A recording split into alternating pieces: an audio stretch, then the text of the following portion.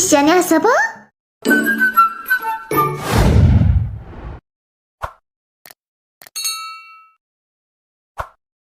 Kita akan melanjutkan cerita sebelumnya.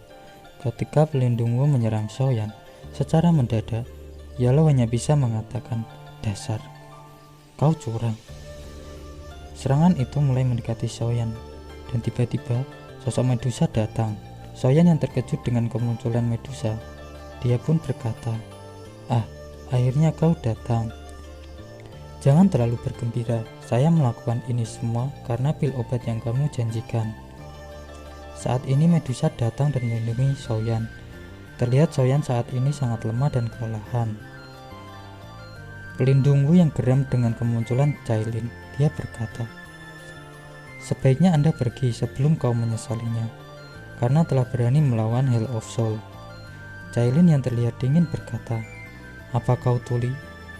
Ingatlah, hidup dan mati dia ada di tanganku. Kau tak mempunyai hak untuk itu." Pertarungan ketiga sosok itu dimulai.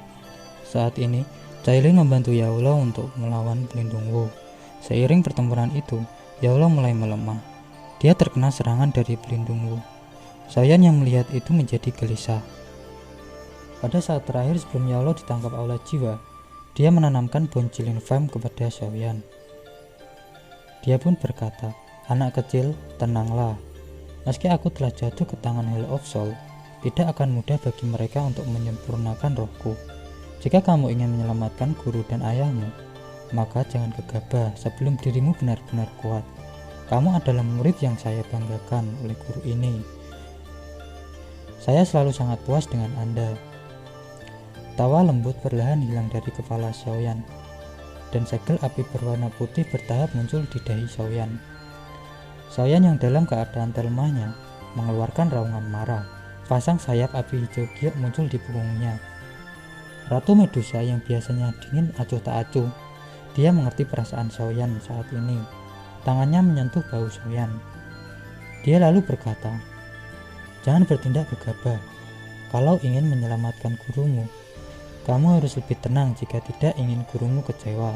Bila kamu tertangkap, maka tidak ada orang lain yang bisa menolong gurumu." Xiaoyan merasakan kesedihan yang mendalam melihat pelindung Wu menghilang membawa gurunya. "Jika kamu ingin menyelamatkan gurumu, kamu harus lebih kuat. Dia menaruh semua harapannya padamu, dan kamu tidak sendirian." Xiaoyan tiba-tiba berbalik hanya untuk menoleh ke Misty Cloud dengan tatapan kebencian. "Apa yang ingin kamu lakukan? Tindakan yang dilakukan guru memang sangat merugikanmu. Namun Anda telah mengubah Misty Cloud menjadi kondisi seperti ini. Tidak bisakah kamu menyudahinya?" ucap Yun Yun. "Anda meminta saya menyudahi pada saat seperti ini. Apakah Anda pikir itu mungkin? Aku tidak akan berhenti. Selama sekte Misty Cloud terus ada di dalam kekaisaran Jiama, saya bersumpah, jika tidak dengan saya mati atau Misty Cloud hancur, peperangan ini tidak akan berhenti, dan saya tidak akan mengubah ini untuk siapapun termasuk Anda," ucap Xiaoyan. "Misty Cloud saat ini telah membayar hutang darah. Tidak bisakah kamu menunjukkan belas kasihan?" ucap Yun Yun. "Apakah Misty Cloud menunjukkan belas kasihan ketika menghancurkan klan Xiao? Jika bukan karena bantuan klan primer, kemungkinan anggota klan Xiao saya akan musnah oleh Misty Cloudmu. Apakah ada yang menunjukkan belas kasihan saat itu?" ucap Xiaoyan. "Saya tahu bahwa Misty Cloud bersalah atas masalah itu, tapi tidak peduli bagaimana seseorang mengatakannya.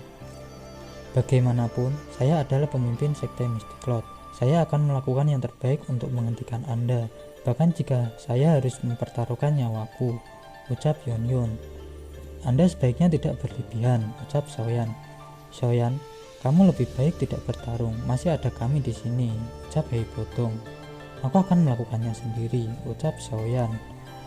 Nalan Yanran pun melintas dan muncul di depan Yun Yun dan berkata, "Setidaknya saya adalah anggota klan Misty Cloud. Setidaknya saya adalah anggota sekte Misty Cloud. Murid ini tidak akan duduk diam jika dia ingin menghancurkan Misty Cloud. Serahkan pertempuran ini padaku." Kemudian Nalan Yanran menoleh ke arah Xiaoyan dan berkata kembali, "Xiaoyan, Aku juga menyesali apa yang terjadi selama 3 tahun ini. Namun, saya juga anggota dari Sekte Mystic Cloud. Oleh karena itu, jika Anda ingin menghancurkan Sekte Mystic Cloud, kamu harus bertarung denganku. Ekspresi Nalanji dan Nalansu berubah. Seketika melangkah maju, dia lalu berkata, Yanran, ini adalah masalah antara Sekte Mystic Cloud dan Xiaoyan. Kamu tidak boleh ikut campur dalam urusan orang lain. Semua kemampuanku diturunkan oleh guru dan Sekte Mystic Cloud. Saya pasti tidak akan duduk diam dan menonton pada saat seperti ini. Tuan Xiaoyan, tolong jangan menyerang dulu. Izinkan aku mengajari gadis ini dengan benar, ucap Nalanji. Xiaoyan mengabaikan kata-kata dari mulut Nalanji, bahkan dia tidak menatapnya. Tatapannya terfokus pada Nalan Yanran yang keras kepala. Kemudian, Nalan Yanran dikejutkan oleh menghilangnya Xiaoyan secara tiba-tiba dan segera muncul di depan matanya. Kecepatan ini, bagaimana mungkin seorang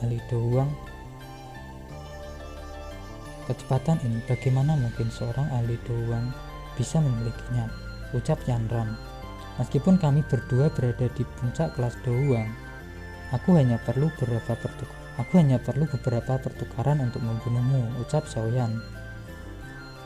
Xiaoyan memegang leher Yanran saat ini.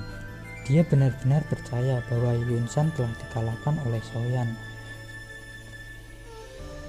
Selain terkejut, dia juga merasa agak kecewa.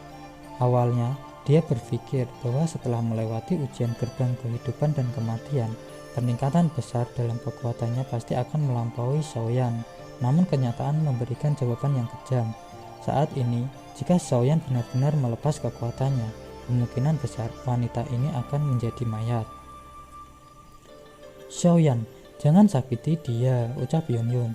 Tuan Xiaoyan, tolong tunjukkan belas kasihan, ucap Nalanji. Yunyun berkata kembali, jika kamu akan puas dengan membunuh sisa dari kami, aku sendiri yang akan membayarnya. Tiba-tiba pedang di tangan Yunyun mengarah ke lehernya dengan niatan bunuh diri. Tindakan Yunyun membuat semua orang tidak ada yang menduga. Namun, sebelum pedang itu mengenai leher Yunyun, bayangan hitam tiba-tiba muncul, membuang pedang di tangan Yunyun. Yunyun terkejut ketika dia melihat bahwa pedang itu dihentikan oleh Xiaoyan. Kamu wanita bodoh. Bisakah kematianmu mengizinkan ayahku dan guruku kembali? Gunakan saja sisa hidup saya sebagai kompensasi. Selama kamu membiarkan murid-murid biasa dari Sekte Mystic Cloud ini pergi, karena mereka hanya mematuhi perintah dan tidak tahu apa-apa. Saya tidak menggunakan hidup saya untuk mengancammu melepaskan Mystic Cloud. Namun saya tidak perlu lagi tinggal di dunia ini jika semua orang dari sekte benar-benar dibunuh olehmu. Setelah itu, saya hanya bisa bunuh diri, ucap Yunyun. Yanran pun juga berkata, Xiaoyan, semuanya dimulai karena aku. Saat itu, selama Anda bersedia melepaskan Sekte Mystic Cloud dan guru saya, aku akan bersedia bahkan jika saya harus berakhir sebagai budak atau pelayan. Kemudian Xiaoyan berkata, bubarkan Sekte Mystic Cloud dalam waktu sebulan. Kalau tidak akan ada yang tetap hidup, ucap Xiaoyan. Apakah ini balas dendamu terhadap Sekte Mystic Cloud, ucap Yunyun. Kemudian Yanran pun berkata, Sekte Mystic Cloud saat ini tidak lagi menjadi ancaman bagimu. Tidak bisakah kamu menunjukkan belas kasihan? Guru dan saya bersumpah bahwa tidak ada seorang pun dari sekte yang akan mengungkit perseteruan ini di masa depan. Terakhir kalinya aku memberikan keputusan karena hubungan kita sebelumnya. Pemusnahan atau pembubaran, pilih salah satu dari keduanya. Anda harus memutuskan sebagaimana harus memilih, ucap Xiaoyan. Dan Yunji pun dengan kesedihan pergi meninggalkan Xiaoyan.